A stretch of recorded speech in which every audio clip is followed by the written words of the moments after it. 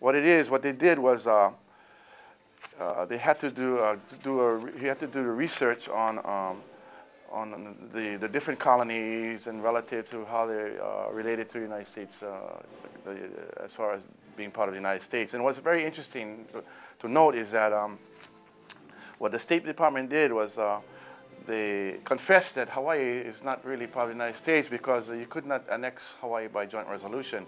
What it says in this memorandum, very important document by the way, is what they said was that you cannot use Texas as a precedent because Texas, they used a joint resolution like Hawaii, but Texas was already a territory of the United States. So within that framework, you can use a joint resolution to annex. But because Hawaii was an independent country, way beyond the borders of the Admiralty, you could not annex Hawaii with a joint resolution. They actually broke two laws, their own law. They broke the Article 6 of the Constitution, Article 6, Paragraph 2, and they also broke the law of the Coastal Zone Management Act, which only have 12-mile limit. The president only has a 12-mile limit for his to make decisions relative to anything within the limit.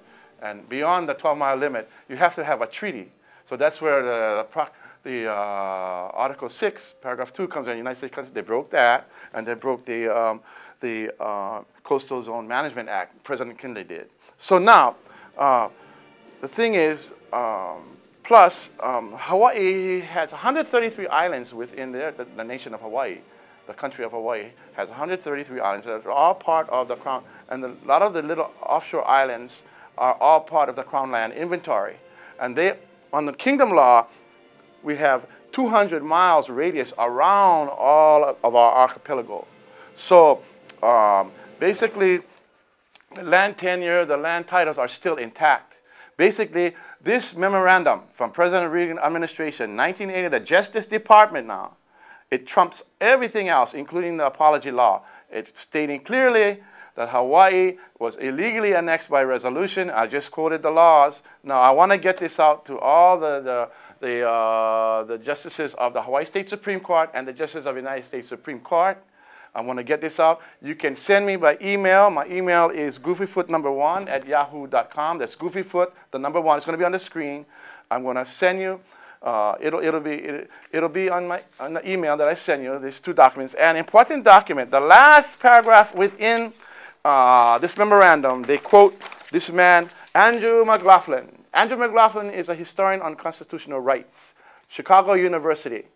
And the Justice Department quoted him in the last paragraph, stating what I just said.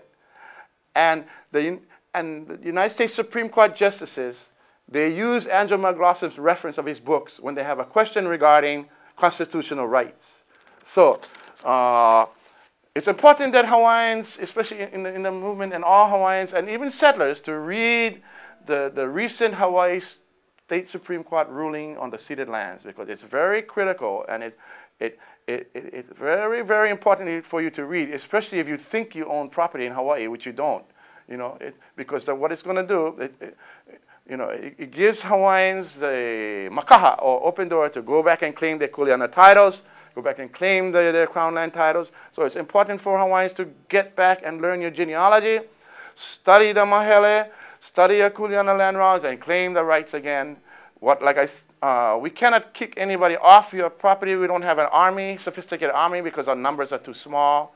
That's why one of the reasons why we're overthrown, because we had a small little population. 14 countries were overthrown by the United States from 1898 to 2003. Hawaii was the only country that was invaded and was taken by the United States as a colony. Every other country resisted by force. There were smaller countries like Grenada, but the other South American countries helped them resist the United States. If the United States is so great, and Christianity is so great, how come all those countries didn't want to be part of the United States? How come the 140 countries in the United Nations don't want to be part of the United States?